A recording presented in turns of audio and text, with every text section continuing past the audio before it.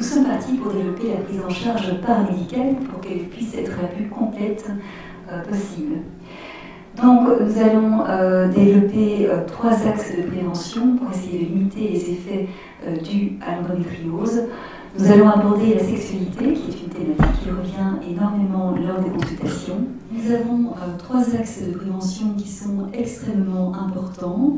Il y a le premier axe qui est l'axe de l'alimentation. Il s'agit de pouvoir adopter une alimentation anti-inflammatoire pour limiter l'effet inflammatoire de l'endométriose. Il y a le fait de pouvoir être en mouvement physiquement bien entendu. On reprendra après le fait d'être en mouvement psychologiquement. Et il s'agit de pouvoir limiter le risque de formation d'adhérence. Et puis, il y aura bien sûr le fait de prendre soin de votre bien-être mental, on y reviendra un peu plus tard. Ensuite, la sexualité. Voilà le menu.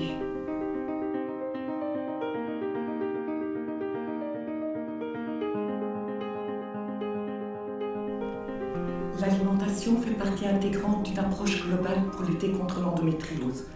Alors, c'est certain, elle ne va pas guérir l'endométriose, mais elle va nous permettre de soulager les douleurs, de réduire l'intensité des symptômes et elle va apporter une meilleure qualité de vie. Au niveau de cette alimentation, on va pouvoir agir à 3 niveaux. Donc tout d'abord, on va réduire l'inflammation. Cette inflammation, on va la réduire dans le choix de nos graisses, par exemple. Il y a les graisses anti-inflammatoires, il y a les graisses pro-inflammatoires. Les graisses anti-inflammatoires, ce sont ces fameuses oméga 3 qu'on retrouve surtout dans les poissons gras. On va aussi essayer de réduire le stress oxydant. Il faut savoir que quand on a une mauvaise hygiène de vie, notre corps fabrique davantage de radicaux libres. Ces radicaux libres, on peut en fait lutter contre. Notre corps fabrique aussi des antioxydants, mais on trouve aussi des antioxydants dans l'alimentation, donc en faisant la part belle aux fruits et aux légumes. Les polyphénols sont en fait une classe particulière d'aliments. On parle souvent de polyphénols qui sont intéressants dans le cadre de l'endométriose, par exemple le thé vert, le curcuma, le gingembre, les petits fruits rouges. Tous ces aliments sont vraiment intéressants à intégrer dans notre alimentation de tous les jours. Et puis le point le plus important vraiment pour réduire l'inflammation, c'est de réduire le sucre. Alors le sucre, ce n'est pas seulement les bonbons, les biscuits, les sodas, c'est aussi privilégier les céréales complètes par rapport aux céréales raffinées. Le deuxième axe d'intervention, c'est de limiter le climat œstrogénique. On sait que les œstrogènes jouent un rôle prédominant et important dans tout ce qui est croissance et développement de l'endométriose. Par l'alimentation, on va pouvoir jouer sur ce climat œstrogénique. On va donc essayer de freiner tous ces aliments qui vont stimuler la production des œstrogènes. Je pense par exemple à l'alcool, au sucre, au café. On va être attentif aussi au surpoids, parce que quand on est en surpoids, on va aussi produire davantage d'œstrogènes. Un autre point qui est capital, c'est de ne pas trop s'exposer aux perturbateurs endocriniens. Les perturbateurs endocriniens, en fait, ce sont des substances extérieures, mais qui vont venir perturber tout notre fonctionnement des hormones. Au niveau de l'alimentation, on est attentif au niveau de tout ce qui est viande rouge, parce qu'il y a toujours une accumulation de perturbateurs endocriniens dans le gras de la viande rouge. Je pense par exemple aux dioxines, au PCB. Également être attentif au niveau des produits laitiers qui sont relativement gras. Le beurre, le fromage, la crème fraîche sont des aliments qu'il faut essayer de réduire aussi. Et puis, à part cette alimentation, il y a aussi tous les contenants plastiques. Il faut essayer d'éviter un maximum d'utiliser des bouteilles en plastique, des gourdes en plastique, des tupperwares, c'est l'horreur, et vraiment aller privilégier systématiquement l'inox et le verre. Dans ce volet-là, il faut aussi se soucier du stress. Quelque part, quand on est trop stressé, on va produire beaucoup de cortisol, donc l'hormone du stress, mais ça va se faire au détriment de la progestérone. Or, cet équilibre œstrogène-progestérone, il faut vraiment faire attention à ne pas le perturber. Donc, le stress fait également partie des axes sur lesquels on peut jouer. Et enfin, tous ces œstrogènes, quand ils ont fait leur service, il faut finalement pouvoir les éliminer de notre corps. Donc ça va se faire par le biais d'une détoxification au niveau du foie, donc ce qu'on appelle une détoxification hépatique. Et là, on va conseiller de manger par exemple beaucoup de crucifères, Les crucifères, c'est toute la famille des choux, et principalement le brocoli.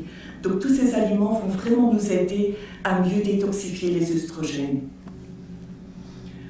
Notre troisième axe d'intervention, c'est l'écosystème intestinal. Donc l'écosystème intestinal, c'est notre barrière intestinale et c'est notre microbiote, ce qu'on appelait avant la flore intestinale. Il faut savoir qu'on a un grand nombre de cellules immunitaires qui se situent au niveau de l'intestin. Ce qui veut donc dire que l'intestin, c'est notre premier rempart contre tous les agents pathogènes, donc contre les virus, les bactéries, les toxines. Si on a une barrière intestinale qui est perturbée, qui est fragilisée, ça va également fragiliser notre santé. Donc on risque, en faisant ça, en ayant un intestin perturbé, une barrière intestinale qui est défaillante, on va nourrir un climat inflammatoire, ce qui n'est pas top non plus. Comment est-ce qu'on va agir? Donc principalement agir en amont. Il faut penser à toujours manger lentement, mastiquer, pour éviter que l'intestin ne doit compenser tout ce qu'on n'a pas fait, tout le travail qui n'a pas été fait en bouche. Ensuite, on va éliminer les aliments qui peuvent être agressifs pour notre barrière intestinale. Il y a le gluten, il y a l'alcool, le café et de nouveau le sucre aussi. Et puis, on va veiller à enrichir un maximum ce microbiote. Et là, on va pouvoir l'enrichir avec les fibres. Fibres qu'on va retrouver dans les céréales complètes, dans les fruits et dans les légumes. En fait, il y a un grand nombre de patientes finalement qui sont atteintes d'endométriose qui souffrent de tous ces problèmes digestifs, qui vont avoir en fait des crampes intestinales, un transit perturbé ou alors beaucoup de ballonnements. Donc si ces troubles sont fort importants, on peut aller encore un pas plus loin. Et alors on va instaurer une épargne digestive. Donc on va un petit peu éviter les crudités, privilégier les légumes cuits. On peut aussi faire une alimentation où on va faire une éviction de tous les aliments FODMAPs. Les FODMAPs, en fait, ce sont tous des aliments qui sont riches en sucre fermentescible et qui ont tendance à venir exacerber tous ces ballonnements. Ça ne peut naturellement que se faire le temps de récupérer un bon intestin bien équilibré. Et la dernière piste, ça ce sont donc les trois axes sur lesquels on peut agir au niveau de l'alimentation. Il nous reste aussi la micronutrition, c'est-à-dire les compléments alimentaires. Donc si nécessaire, on va pouvoir recourir à ces compléments pour accélérer ou pour aider davantage. Ici, j'ai noté par exemple le magnésium, quand il y a un stress trop important, la glutamine pour restaurer la barrière intestinale, le psyllium pour rétablir en fait le transit, pour le réguler. La vitamine D, on dit toujours qu'elle est incontournable, également ici dans l'endométriose parce qu'elle va permettre de réguler l'inflammation. Et pour finir, donc la curcumine, qui est en fait la molécule active du curcuma. Cette curcumine, c'est un puissant anti-inflammatoire, mais en plus c'est aussi un antioxydant. Il va également agir au niveau de la détoxification hépatique et en plus la curcumine permet aussi de bloquer la prolifération de toutes les cellules endométriales.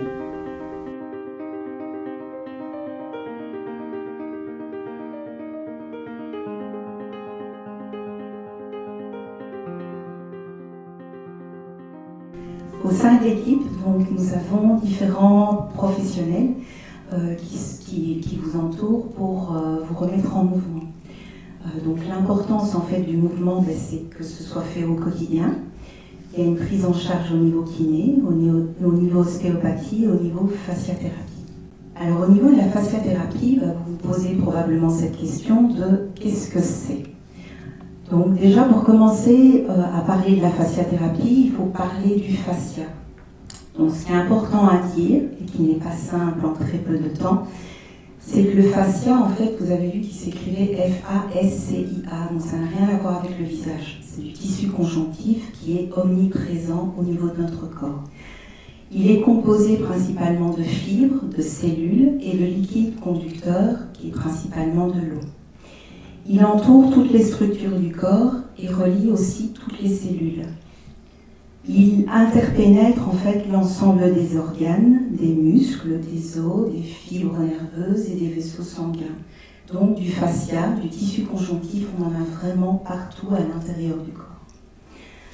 On a découvert, l'idée avant c'était que le fascia était juste une enveloppe qui entourait le muscle, et en fait on s'aperçoit, et les recherches sont toujours de plus en plus en cours actuellement, que le fascia c'est vraiment un système facial au niveau du corps, donc ça forme un squelette facial.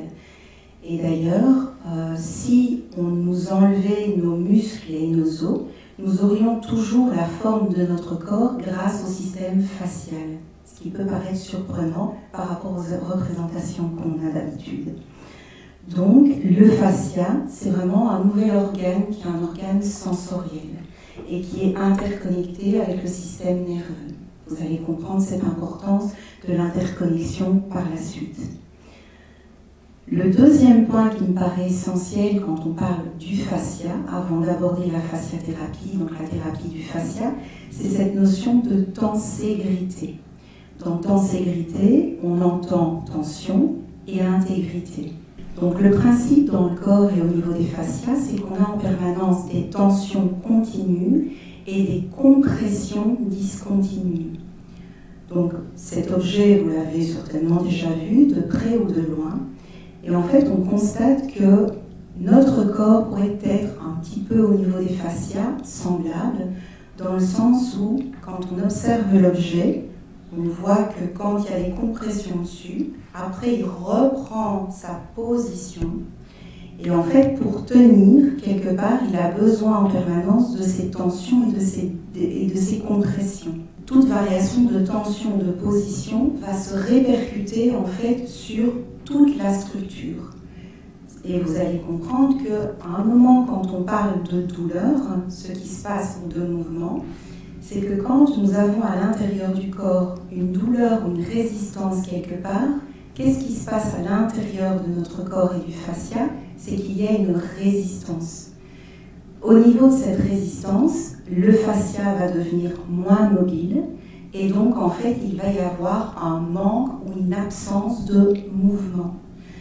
Et donc l'important dans ce cas-là, c'est de ramener du mouvement à l'intérieur du corps. Pourquoi? Pour donc libérer le mouvement et permettre à nouveau à la structure d'être mobile, mobilisée et libre. Donc ramener un mouvement libre à l'intérieur du corps. Alors la fasciathérapie, en tout cas celle que moi je pratique, c'est la fasciathérapie méthode Danny Bois. Donc le rôle du fascia, vous aurez compris avec ce que j'ai dit avant, son rôle il est architectural. Il a un rôle de protection, de communication et de vascularisation. Quand on fait de la fasciathérapie, il y a vraiment deux orientations principales. On a de la thérapie manuelle et on a de la thérapie gestuelle. Dans le cadre de la thérapie manuelle, donc c'est vraiment un toucher doux, bienveillant, où on pose les mains sur le corps et en fait on va à la recherche des tensions et des résistances que l'on perçoit. Et quand on perçoit une tension ou une résistance, que fait-on? On a toute une série de techniques, de manières de faire qui nous permettent en fait petit à petit de les amener dans une libération.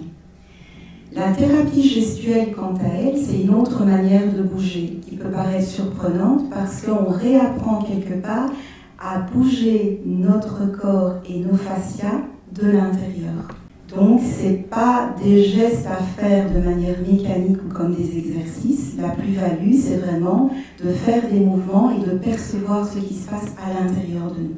La fasciathérapie, elle agit sur le corps, elle agit sur le mouvement et elle agit sur le psychisme. Pourquoi sur le psychisme? Parce que comme je l'ai dit juste avant, le système facial est interconnecté avec le système nerveux. Et donc en fait, quand on fait de la fasciathérapie, quand on pose les mains sur le corps et qu'on travaille en thérapie manuelle, il y a 4 axes en fait qui peuvent être travaillés. L'axe biologique, l'axe physiologique, l'axe somatopsychique et on peut même aller jusqu'à un axe existentiel. En sachant que quand la personne vient nous voir, quand les femmes viennent nous voir, au départ c'est avec une douleur. Et l'idée, c'est qu'en travaillant en fasciathérapie, elles vont peut-être, après les séances, partir avec encore autre chose que juste la libération de la douleur, en fait. Et donc la thérapie, elle est vraiment personnalisée en fonction de chaque personne qui est unique et en travaillant donc le fascia. Alors pourquoi la fasciathérapie? Parce qu'en fait, le traitement du fascia a un double objectif: traiter la pathologie, rendre la patiente consciente de cette problématique et des changements qui sont induits par la thérapie manuelle et gestuelle. C'est une thérapie où quand on la fait avec la patiente, on peut faire prendre conscience de ce qui est en train de se passer dans le corps de la patiente. Donc on lui permet aussi de prendre conscience de ce qui est en train de se passer, de ce qu'elle vit. Et souvent, ce qui se passe quand on est dans les premières séances, c'est que la première révélation, quelque part, c'est de se dire « il est possible de percevoir mon corps sans douleur ». Et c'est comme si ça devenait une nouveauté, dans la mesure où quand on est dans une douleur en permanence, c'est quelque chose qui peut être étonnant. Alors pour qui? Toutes les patientes. Donc là je reviens sur l'aspect de la technique manuelle faciale, avec des mobilisations douces, où l'idée est de libérer globalement le corps pour pouvoir ajuster le travail sur la zone qui est en lésion. Et donc ça arrive de travailler le bassin, le petit bassin, mais ça peut arriver d'aller travailler tout ce qui est thoracique, pulmonaire, les membres inférieurs, donc parce que, comme le docteur Lehmann l'a dit avant, il y a aussi des compensations ou des douleurs qui peuvent être ailleurs qu'au niveau du petit bassin. La fasciathérapie et l'endométriose, donc les objectifs, c'est vraiment de se réapproprier quelque part tout cet aspect sensoriel. Donc on est dans une rééducation sensorielle. L'idée étant de préserver la cohérence urogénitale, psycho-émotionnelle de la femme, libérer le périnée et le centre tendineux, améliorer tout ce qui est rythmicité du petit bassin, et ça c'est fortement aidé par la suite quand on est en thérapie gestuelle, améliorer l'intégrité vasculaire et nerveuse, et ainsi que celle des membres inférieurs, réintégrer le périnée dans le petit bassin, le tronc, la globalité corporelle et tout ce qui est globalité somatopsychique.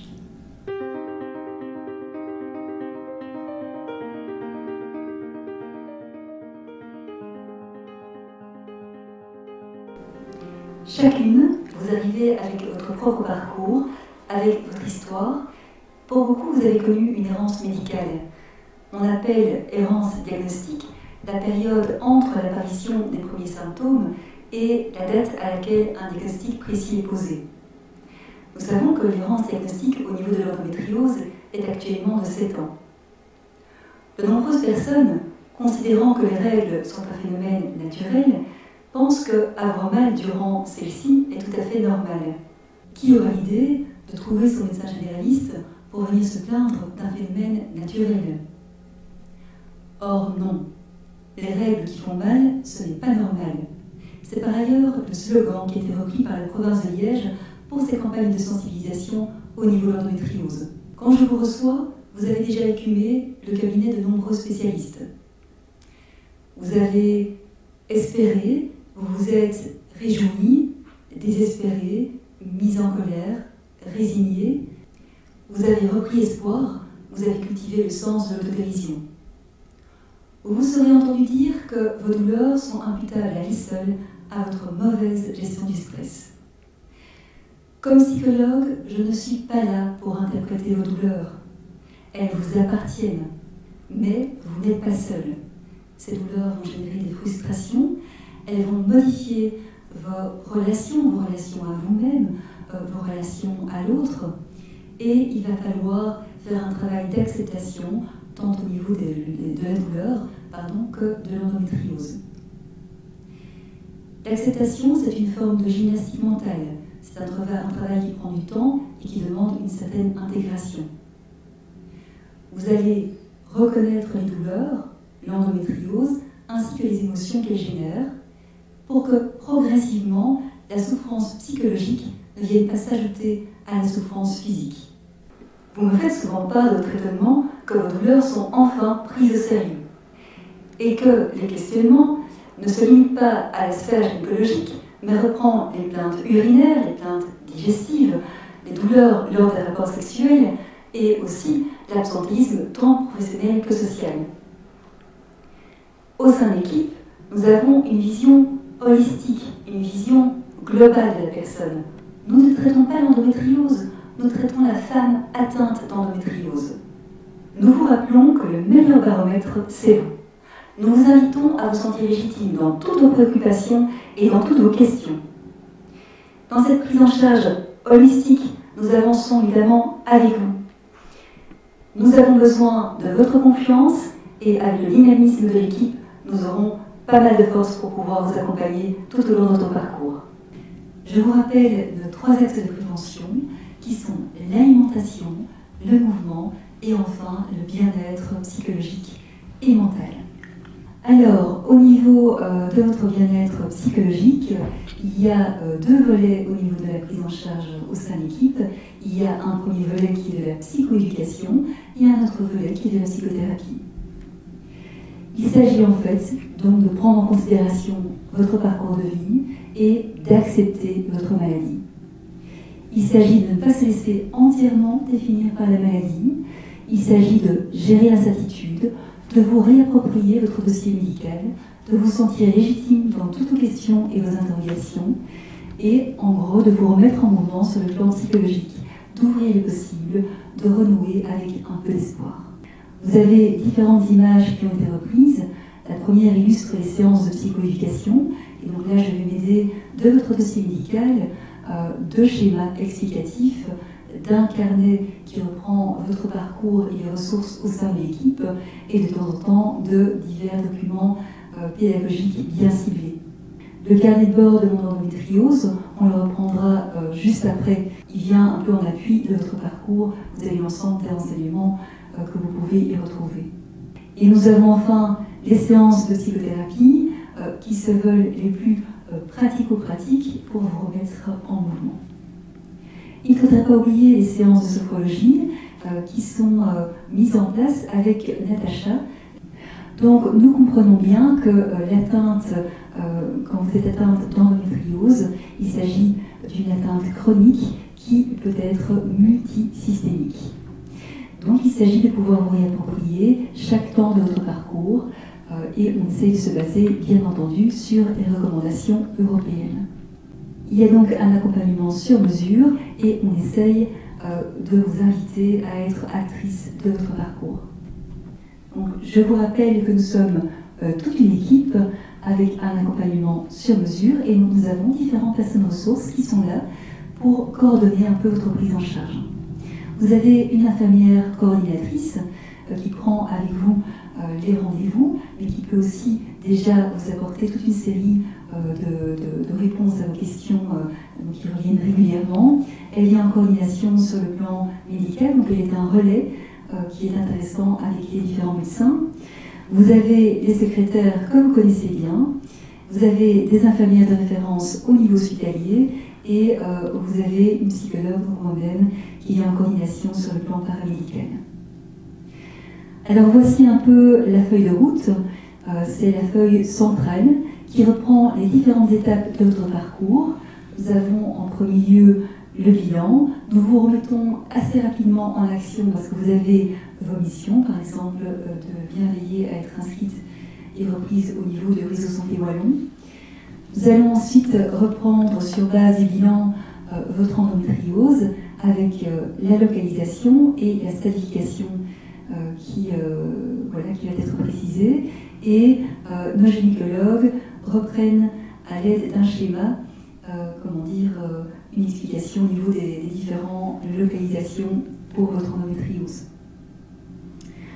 La prise en charge médicale vient ensuite avec le rappel de votre traitement hormonal pour beaucoup d'entre vous.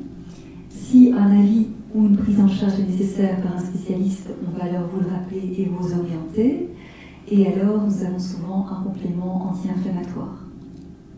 La prise en charge chirurgicale ne concernera bien entendu pas tout le monde.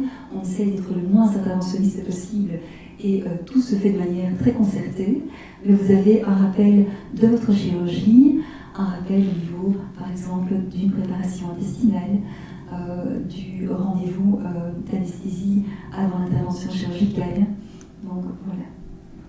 Et puis nous avons tout le volet de prise en charge paramédicale avec quelques consultations clés sur main qui reprennent nos 3 axes de prévention, donc l'alimentation, le mouvement et l'aspect bien-être mental. Et puis nous avons toute une série de consultations spécifiques.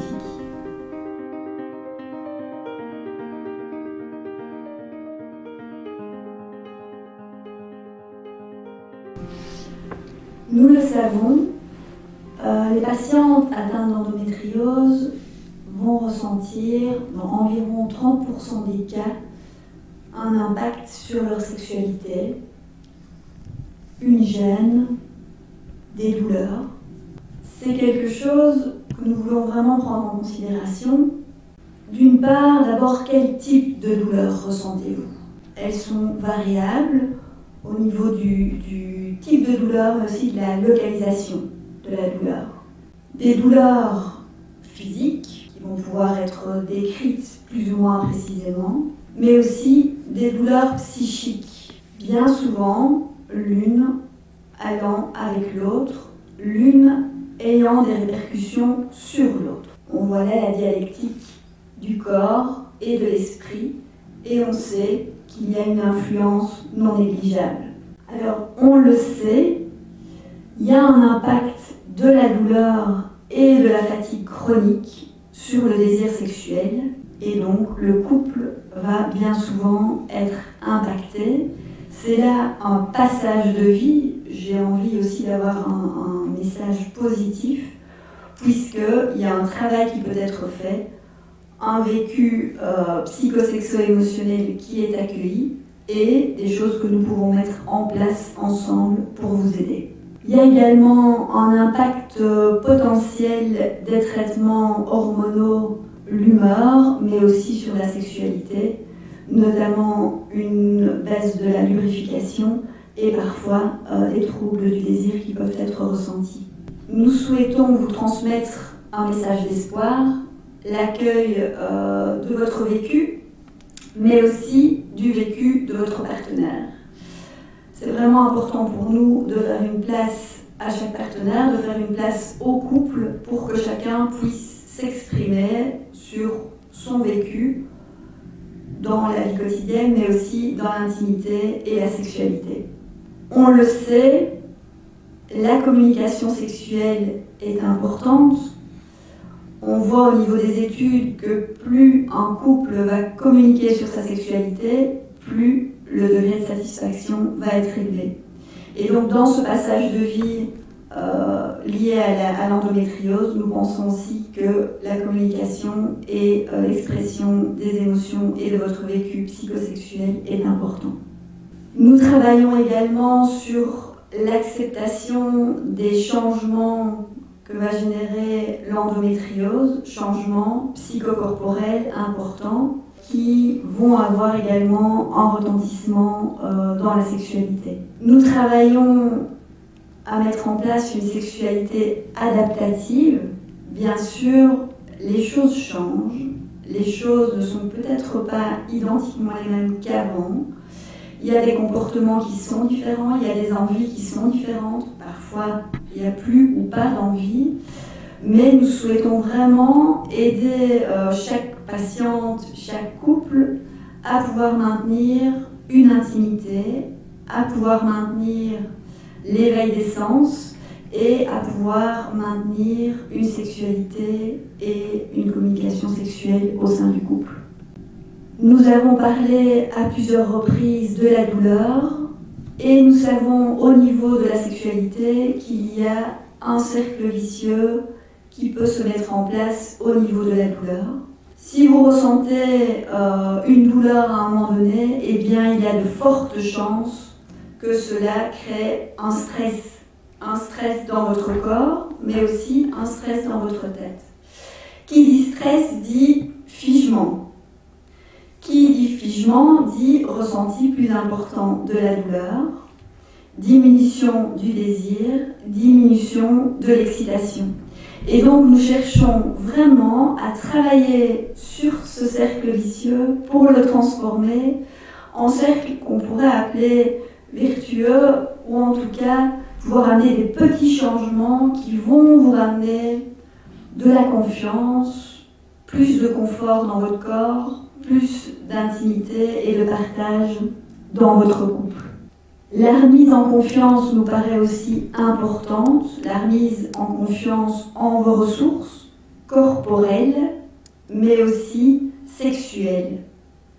Qu'est-ce qui fonctionne? Qu'est-ce que vous pouvez partager? Qu'est-ce que vous pouvez ressentir qui peut être agréable et qui peut vous amener à des découvertes positives, des redécouvertes positives sur vous-même, avec votre corps et dans l'échange avec le partenaire.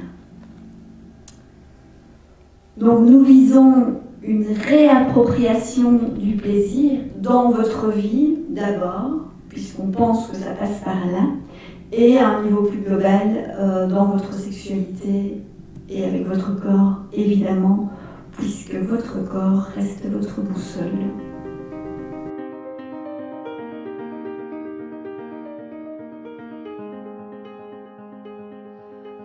Le travail en kinésithérapie périnéale, c'est la partie la plus spécifique, je vais quand même dire, de la kiné. Et on va d'abord prendre conscience de ce qu'est ce périnée, ce fameux muscle, parce que quand tout va bien, on n'y pense pas. Et puis c'est le jour où il y a un souci qu'on prend conscience de ce que c'est.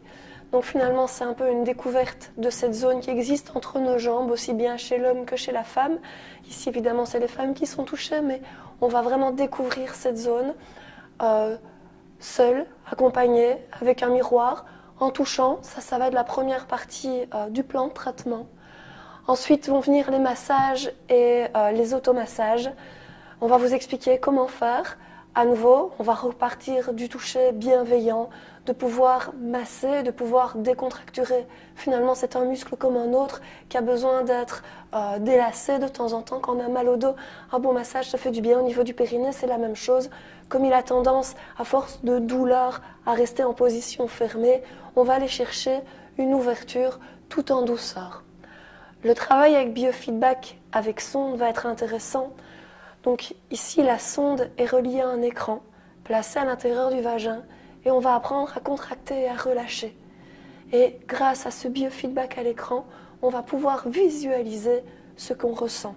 Et ça, c'est vraiment le plus important pour qu'une fois à la maison, on puisse ressentir ce qu'on a visualisé. En plus, en général, c'est assez ludique. Vous êtes une petite montgolfière, il faut aller chercher des petits oiseaux. On gagne des points. C'est une introduction au travail avec la Wii. Le TENS classique et endorphinique sont des courants qui sont très très fort utilisés en kiné lorsqu'il y a des douleurs. Le TENS classique, c'est la méthode du gate control, du portillon. C'est le principe quand on se cogne le coude, on va le frotter. Au niveau du TENS classique, on va stimuler en fait les fibres sensitives qui sont plus rapides et plus réactives que les fibres douloureuses. Donc on va un peu cacher l'influx douloureux comme cela et permettre alors un relâchement un petit peu plus marqué. Tandis que le TENS endorphinique, on est toujours basé sur la même chose, mais grosso modo, on va essayer de stimuler la production des endorphines sur la zone qui, grossièrement parlant, font référence aux hormones du bien-être. Et donc, à nouveau, on va avoir un relâchement un petit peu plus marqué. En dernier point, on va utiliser les dilatateurs, ou également appelés bougies. Les dilatateurs sont des moyens de pouvoir relâcher le muscle. On les appelle également bougies. Il y a différents diamètres, du plus petit au plus grand, et ils nous permettent d'avoir une pénétration. Bien que nous ne poussons pas à une sexualité pénétrocentrée, comme on peut en parler avec ma collègue Audrey en sexo, mais ça prouve au corps qu'il est capable d'avoir une pénétration sans trop de douleur.